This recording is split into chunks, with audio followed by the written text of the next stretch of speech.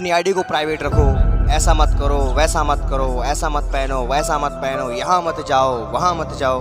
ये सब रोक टोक नहीं लगा रहे हैं, तुमसे तुम्हारी आज़ादी नहीं छीन रहे हैं। माँ बाप पागल नहीं है, ऐसा नहीं है कि तुमको नहीं समझ रहे हैं। तुम अगर मॉडर्न ज़माने के हो तो ये प्रॉब्लम आजकल की न्यू जनरेशन के हर किसी को फेस करनी पड़ती है। एक बहुत ही सिंपल सा एग्जांपल है, मेरे वर्ड्स को ध्यान से सुनना। स्टूडेंट स्पेशल आज का ये लेक्चर होने वाला है।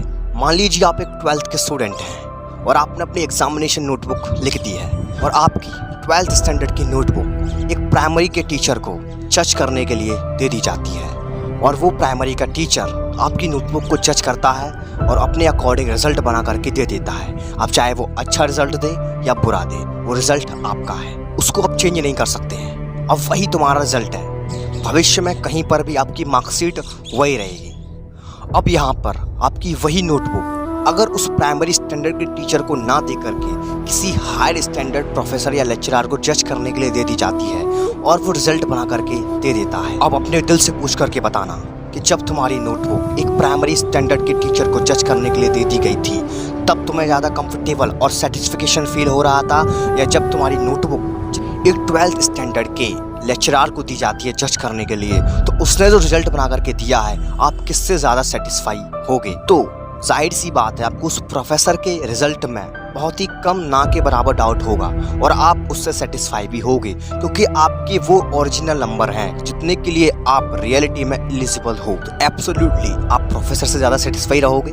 तो यहाँ पे अब गलती किसकी है, क्या निकल करके आ रहा है, यहाँ से क्या सीखने को मिल रहा है, उस पर ज़रा और मैं जोर डालता हूँ। यहाँ पे गलती किसकी है? गलती प्राइमरी स्टैंडर्ड के टीचर की नहीं है, उसकी कोई गलती नहीं है। उसने तो अपने स्टैंडर्ड की नॉलेज के अकॉर्डिंग उस नोटबुक को जज किया और आपका रिजल्ट बना करके दिया। गलती प्राइमरी टीचर की नहीं है, जो काम उसे दिया गया उसने बस वही किया। वो एक प्राइमरी का टीचर है, उसको 12th स्टैंडर्ड की नोटबुक चेक करने के लिए दी गई, उसने वो जज की और उसके बेस पर, अपनी नॉलेज के बेस पर, अपनी स्टैंडर्ड की नॉलेज के बेस पर उसने आपको रिजल्ट बना करके दे दिया। और जब नोटबुक प्रोफेसर को दी गई तो उसने अपनी नॉलेज के बेस के हिसाब से, अपने स्टैंडर्ड की नॉलेज के बेस के हिसाब से आपका रिजल्ट जज किया और आपको परफेक्ट मायने में जज किया, जिससे आप प्रोफेसर से ज़्यादा सेटिस्फाई हुए उस प्राइमरी स्टैंडर्ड टीचर की अपेक्षा।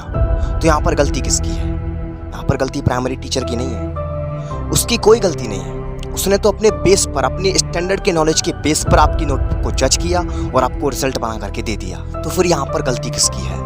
थोड़ा सा सोचो, दिमाग लगाओ। तो यहाँ पर गलती है नोटबुक को देने वाले की, जिसने एक 12th स्टैंडर्ड की नोटबुक एक प्राइमरी स्टैंडर्ड के टीचर को जज करने के लिए दी, जो उसकी नोटबुक को जज करने लायक ही नहीं था, उसको जज करने के लिए दिया। नुकसान किसका हुआ?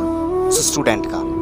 अब वो क्या कर सकता है? उसके रिजल्ट में तो वही नंबर छप गए और ज़िंदगी भर वही रहने वाले हैं। तो यहाँ से क्या निकल कर के आ रहा है? जो वास्तव में जिस लायक है उसे वो काम दिया जाए।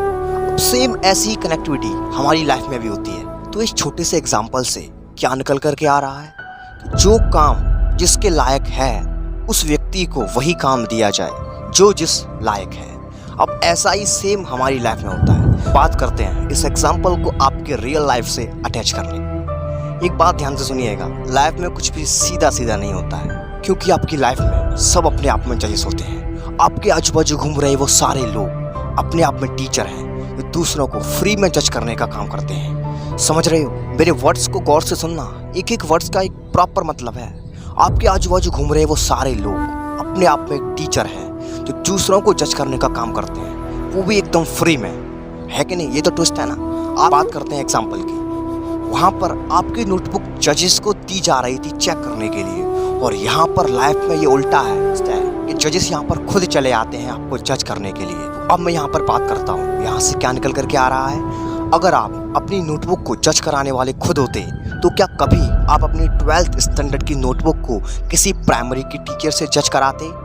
बिल्कुल भी नहीं कराते, बल्कि आप उसको छुपा करके रखते कि कहीं गलती से भी ये नोटबुक प्राइमरी स्टैंडर्ड के टीचर के पल्ले ना पड़ जाए और हमारा भविष्य बर्बाद ना हो जाए। हमने जो किया है, हम जो एक्चुअलिटी में हैं, हमें उस हिसाब से ही जज किया जाना चाहिए, ना कि जो जज करने लायक नहीं भी है उसके अकॉर्डिंग। तो यहाँ से सिंपल सा ऐसे ही आपकी लाइफ में है।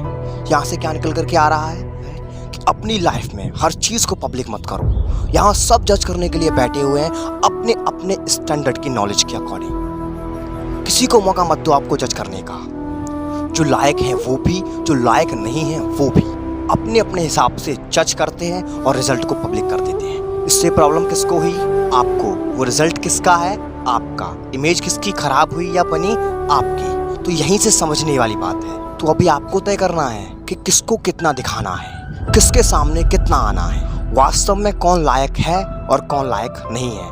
आपको किसके सामने कितना अपने आप को एक्सप्रेस करना है कि अगर आपको कोई जज करना भी चाहे तो उस स्टैंडर्ड से जज करे। तो इसलिए इस दुनिया को कुछ मत दिखाओ, कुछ चुनिंदाओं को छोड़कर। इसलिए हर चीज पर प्राइवेसी जरूरी है।